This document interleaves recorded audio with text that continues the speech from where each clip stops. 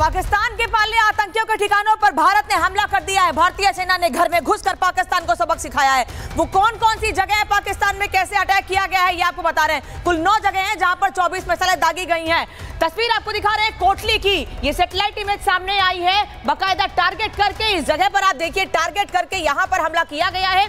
आसपास भी रिहायशी इलाका है, लेकिन ये सुनिश्चित किया गया कि रिहायशी इलाकों पर कोई असर ना हो, इसीलिए टारगेट करके उस जगह पर जहां पर कैंप है आतंकियों का, जहां आतंकियों को प्रशिक्षण दिया जाता है, उस जगह पर हमला किया गया है। ये पहली तस्वीर कोटली की आपको दिखा रही हूं, पाकिस्तान पर स्ट्राइक की ये तस्वीर आपको दिखा रही हूं, कोटली गुलपुर की तस्वीर।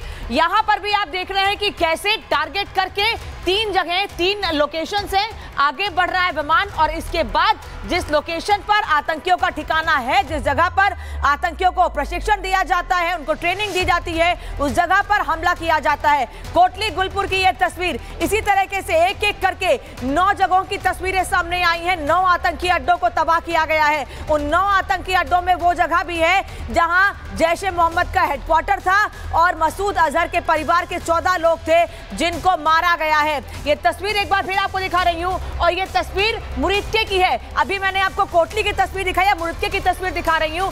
ये मुरीदके जहां पर 50 आतंकियों के मारे जाने की जानकारी मिल रही है।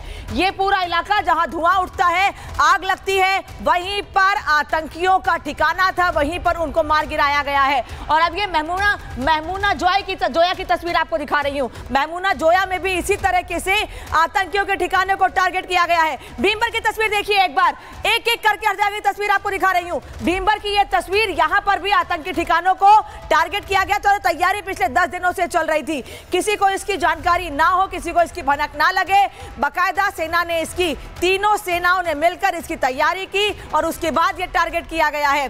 घर में घुसकर, केवल पीओके में नहीं, पीओके से आगे बढ़कर पाकिस्तान के भीतर घुसकर यह हमला किया गया है। सर्जल की तस्वीर आप देख रहे हैं इस वक्त, जिस जगह पर लाइट जल रही है, जिस जगह पर धुआं उठ रहा है, वहां की तस्वीर, सवाई नाला की तस्वीर देखिए आप।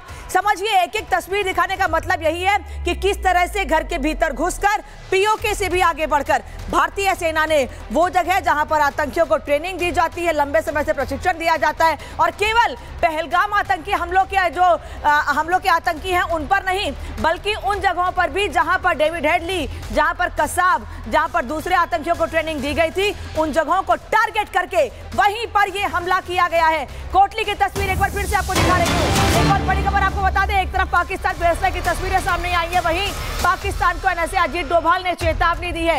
एक तरफ इस हमले के बाद प्रधानमंत्री को जानकारी दी गई है, और उसके बाद अब एनएसए अजीत डोभाल ने पाकिस्तान को चेतावनी भी दी है। पाकिस्तान को सुधर जाने की चेतावनी भारत लगातार देता रहा है, लेकिन जिस तरह से आज भारत ने घुसकर हमला किया, उसके बाद एक और चेतावनी। भारत का तनाव बढ़ाने का इरादा नहीं है। एनएसए ने साफ कहा है कि भारत का तनाव बढ़ाने का इरादा नहीं है। एनएसए अजीत डोभाल ने कहा है कि भारत का तनाव बढ़ाने का इरादा नहीं है। सृष्टि, तो बिल्कुल आपको बड़ी खबर बता रहे हैं, पाकिस्तान को एनएसए डोभाल ने चेतावनी दी है, भारत का तनाव बढ़ाने का इरादा नहीं है। पाकिस्तान ने हमला किया तो तगड़ा पलटवार होगा, यह अजीत डोभाल की ओर से कहा गया है, क्योंकि जिस तरीके का हमला भारत ने पाकिस्तान के भीतर घुसकर किया है, उससे जाहिर तौर पर पाकिस्तान बौखलाया हुआ है, और भारत की ओर से अब यह साफ कर दिया गया कि अगर कोई भी पलटवार होता है तो हमला ऐसा होगा नहीं पाएंगे। और एनएसए अजीत डोभाल ने 8 देशों के एनएसए से बातचीत की है। अमेरिका, ब्रिटेन, रूस से एनएसए डोभाल की बात हुई है। जापान, यूएई ने भी एनएसए डोभाल ने बात की है। भारत ने मित्र देशों को ऑपरेशन सिंदूर की जानकारी दी है। तो भारत ने जो किया है वो डंके की चोट पर किया है, ये बताकर किया है, और ये जानकारी दुनिया को अब वो दे रहा है कि आखिरकार कहां-कहां, किन-किन ठिकानों पर पाकिस्तान के आतंकी अड्डों को भारत ने तबाह किया है। ये सब कुछ अब डिटेल में पहले आपने देखा कि प्रेस कॉन्फ्रेंस करके बताया गया, और उसके बाद आपने ये देखा कि कैसे ये वो हमले की तस्वीरें जो हम आपको दिखा रहे हैं। भीमबर पीओके की तस्वीर है जहां पर आतंकी अड्डा तबाह किया जाता है। ये जो सर्कल आपको दिखाई दे रहा है, ये वो टारगेट है जिस पर टारगेट करके मारा गया है। आसपास के इलाके भी आप देख सकते हैं, लेकिन ये टारगेटेड अटैक था। भीमबर की ये तस्वीर है, सेना की ओर से तस्वीरें जारी की गई है, बताया गया है कि कैसे हमने टारगेट कोटली में भी किस तरीके से हिजबुल का जो आतंकी कैंप है उसे तबाह किया गया। ये तस्वीर आप देखिए, ये जो लाल कॉलम में आप देख पा रहे हैं ये वही कैंप है जिसे टारगेट किया गया और उसके बाद फायर करके इसे तबाह कर दिया गया। ये वो कैंप है जहां पर आतंकवादी प्रशिक्षण लेते हैं, ट्रेनिंग लेते हैं। और ये सर्जिल सियालकोट की तस्वीर है जहां आतंकी कैंप तबाह हुआ है। आपको हम बार बार बता रहे हैं, सिर्फ पीओके का इलाका नहीं बल्कि पाकिस्तान में घुसकर और बीचों बीच उसके आतंकी ठिकानों को तबाह किया गया है। ये सियालकोट की तस्वीर आपने देखी। इसी के साथ महमूना जोया आतंकी कैंप यहां पर भी तबाह किया गया। एक बार फिर से वो तस्वीर आप देखिए, इस लाल घेरे में आपको टारगेट का निशान दिखाई दे रहा है और वहीं पर सीधे पिन पॉइंट अटैक किया गया है। ये भारत ने बार बार कहा कि हम आतंकवाद को खत्म करना चाहते हैं, आतंकियों को मारना चाहते हैं।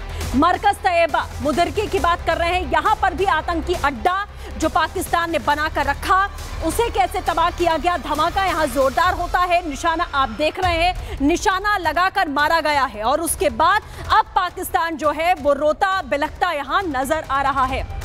ये तस्वीर मरकज सुभान अल्लाह बहावलपुर की तस्वीर हम आपको दिखा रहे थे और इसी के साथ मरकज तैयबा मुदरके की ये तस्वीर है।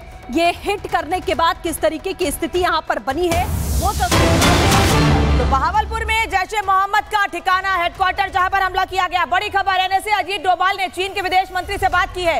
एनएसए अजीत डोभाल ने चीन को दो टूक कहा है कि पाकिस्तान ने तनाव बढ़ाया तो करारा जवाब मिलेगा। भारत का तनाव बढ़ाने का कोई इरादा नहीं है। यानी ये सब जानते हैं कि पाकिस्तान के पीछे चीन का हाथ है। पाकिस्तान को समर्थन देना, पाकिस्तान को हथियार सप्लाई करना, पाकिस्तान को बढ़ावा देना सिर्फ और सिर्फ चीन का हाथ है इसमें।